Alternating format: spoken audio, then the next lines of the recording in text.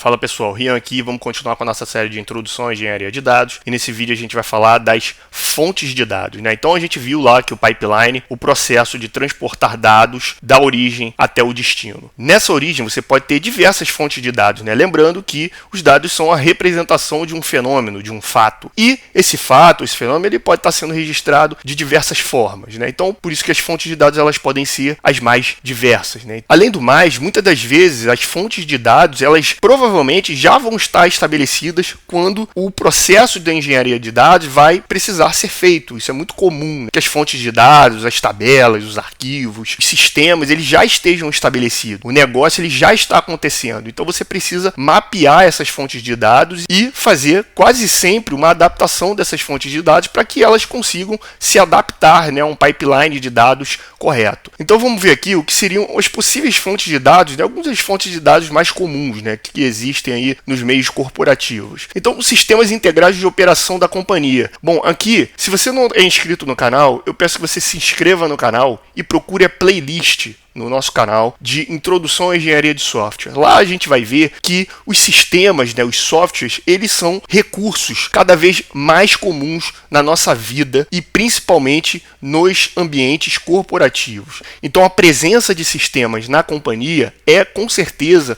uma variável ali cada vez mais constante no dia a dia de uma companhia, no dia a dia de uma empresa, principalmente empresas grandes, né? Então lá nessa série a gente vê que os sistemas eles precisam ser integrados e esses sistemas eles geram dados. Esses dados são com certeza uma das fontes mais comuns para nosso pipeline de dados. Então, dentro desses sistemas da operação ali da companhia, você pode ter sistemas do ponto de venda, né, aqueles sistemas que vão estar registrando as vendas, os sistemas de gestão de clientes, sistemas de gestão de relacionamento com o fornecedor. Então, são diversos aspectos da operação, né, da área de negócio daquela companhia que já vão estar funcionando, cujos sistemas têm uma integração, componentes ali com bases de dados, e você vai precisar acessar essas bases de dados desses sistemas para poder disponibilizar esses dados, né, em algum lugar, para que alguma análise, para que alguma tomada de decisão ou mesmo a alimentação de um algoritmo, né, de aprendizado de máquina possa ser utilizado. Outra fonte de dados são os sistemas de armazenamento de dados, né, seja ele SQL e NoSQL, em outras palavras, sejam eles ali de aspecto estruturado ou de aspecto não estruturado, né? Então, sistemas de armazenamento que eventualmente possam já existir na companhia, né? Isso também é possível. Existem diversos sistemas de armazenamento possíveis e você vai precisar fazer, né, alguma integração ali com esses sistemas. No caso do SQL, você vai precisar usar uma linguagem ali de query para poder acessar esses dados. No caso do NoSQL, também existem linguagens próprias para esses tipos de sistema de armazenamento. Então, é também uma fonte de dados muito comum. Além do clássico sistema de arquivos de pasta, né? Então, qual companhia não tem, né, aquela pastinha lá compartilhada, aquele local lá que é compartilhado, ou aquela pasta em um determinado computador, em determinada máquina, que possui lá as suas planilhas, seus arquivos de texto, também são fontes de dados, também podem ser utilizadas, né, para o nosso processo de engenharia de dados.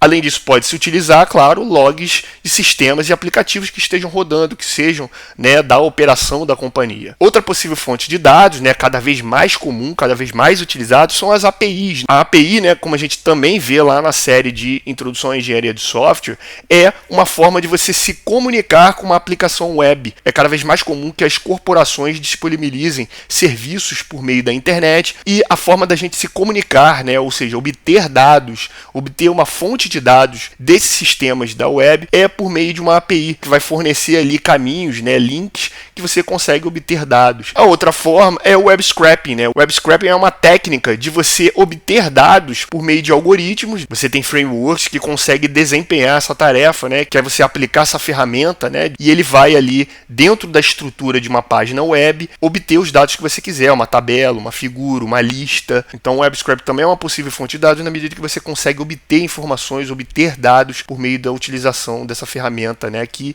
vai ali dentro das páginas web obter dados que estão ali disponíveis. Bom, a gente falou das fontes de dados e esses dados eles vão estar representados nos sistemas computacionais de alguma maneira, em alguma extensão. É o que a gente chama das extensões que esses arquivos se apresentam. Existem diversas extensões, assim como existe uma variedade de fontes de dados, existe uma variedade de possíveis extensões de arquivos. E esses dados, né, que vão estar nessas fontes, tem extensões diversas. Algumas das extensões mais comuns são essas aqui, né? Então, o TXT e o RTF são extensões bastante conhecidas, né? Que são extensões para arquivos de texto, né? A gente conhece bastante esse tipo de extensão de arquivo. Então, aqui é só para trazer, né, exemplos, né, visuais desses tipos de extensão de arquivo, que é o que a gente está bem acostumado, né? São arquivos de texto, que pode ser o TXT, pode ser o RTF. Existem também extensões de arquivos de softwares proprietários também, bastante conhecidos. A outra é o CSV, que nada mais é, né, que o Comma Separated Value, ou seja, é um arquivo que é separado por vírgula. Ele é um tipo de DSV, que seria, na verdade, um arquivo, né, ou um arquivo organizado de valores separados por um delimitador, né, que isso que significa o DSV. Você pode ter diversos tipos de delimitador. Você tem o ponto e vírgula, pode ser a vírgula, pode ser traço, pode ser espaço. O mais comum, né, com certeza, é o clássico CSV. Esse aqui é, de longe, uma das extensões mais utilizadas no âmbito da engenharia de dados, né? Aqui é o CSV, que eu disse que é um tipo de DSV, né? E você percebe que os dados eles são separados, ó,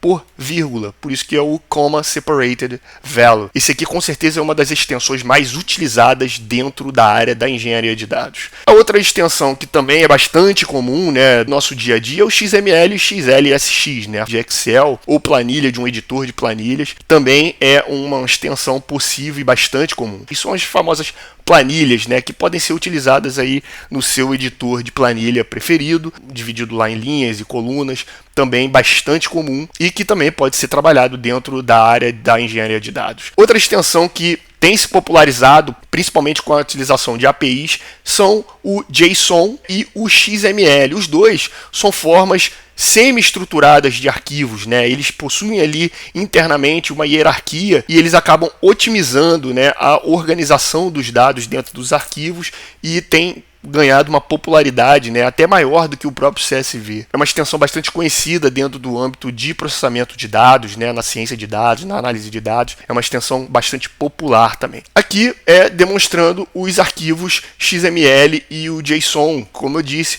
têm se tornado cada vez mais populares, aí sobretudo, né, com a popularização de ferramentas como a API, né, e até o web scraping e outros tipos de processamentos, porque são extensões de arquivos que otimizam o processamento da engenharia de dados. Além disso, você tem as extensões de arquivos não estruturados, né? Com certeza. A engenharia de dados não lida só com dados estruturados ou semi-estruturados, como é o caso do XML e o JSON. Você também pode ter dados não estruturados. Então você pode ter um arquivo PDF, você pode ter imagens, né? JPG, bitmap, você pode ter vídeos. Então esses dados, embora eles sejam não estruturados, eles também são possíveis extensões de arquivos que você eventualmente pode precisar utilizar, né? E você tem, por último, aqui arquivos de otimização de armazenamento. Esses arquivos aqui, essas extensões Parquet, Avro e OCR, são tipos de arquivos que vêm ganhando uma grande notoriedade, principalmente por uma coisa, pelo chamado Big Data. Aqui, para a gente falar um pouquinho sobre essa questão das extensões otimizadas para Big Data que a gente falou, né? O Parquet, o Avro, o OCR, existem outras extensões que são destinadas para essa otimização também. Existem os arquivos que a gente tem baseado em linhas. O que isso significa? Você tem os dados tabulares lá, né? Os dados tabulares são os famosos dados estruturados, que eles são formados, né, de linhas e colunas. As colunas, os atributos, as linhas, os registros, né, os exemplos. E quando você vai armazenar isso, você armazena por linha, percebe, né? Que você tem a tabela e na hora de armazenar, você armazena por linha. Então você tem a primeira linha, a segunda linha, a terceira linha e assim sucessivamente. Isso aqui é, em termos de armazenamento, pouco eficiente. Você acaba utilizando mais recursos computacionais, ou seja, mais do que o necessário. Então você tem modernamente formas de armazenamento orientadas por colunas. Então você faz o armazenamento, você tem a coluna, tá vendo? Ó, a coluna sendo armazenada. Então a orientação, tá vendo? Tá sendo feita através da coluna. É claro que aqui você precisa de indexadores, você precisa de cabeçalhos para orientar que dado pertence a qual linha, né? Isso tudo é feito dentro da arquitetura de cada uma daquelas extensões que a gente falou, o Parquet, o Avro, o ACR, claro. E você tem esses métodos híbridos, né, também, que é você misturar tanto a questão da linha quanto a questão da coluna, tá vendo? Então você tem tanto aspectos de linha quanto o armazenamento por coluna, e eles são híbridos, tá vendo? Eles são organizados aqui. Todas essas formas alternativas ao armazenamento por linha visam justamente otimizar o armazenamento. E por que isso acontece? Por causa disso aqui, por causa do Big Data. Por quê? Porque quando a gente utiliza esse tipo de extensão, nós estamos falando de dados muito grandes, que requerem recursos computacionais muito grandes. E aí, nesse sentido, a gente precisa ter extensões de arquivos que otimizam esse armazenamento, que otimizam o processamento. Tá? Então é por isso que existem essas alternativas, seja orientada por coluna, seja uma orientação híbrida, né, em relação a coluna e linha, para armazenar. Aqui é só um outro exemplo, né, demonstrando como você pode orientar esse armazenamento por linha, orientar por coluna e orientar também de uma forma híbrida. Também é uma alternativa e são tipos de extensões que vêm ganhando cada vez mais notoriedade, né? Então, para esse vídeo foi isso. Espero que você tenha gostado. Muito obrigado por assistir até agora. Curta se você gostou. Pode comentar se você tiver alguma dúvida, alguma sugestão de conteúdo. Compartilhe com quem você acha que possa ser útil e nos vemos no próximo vídeo.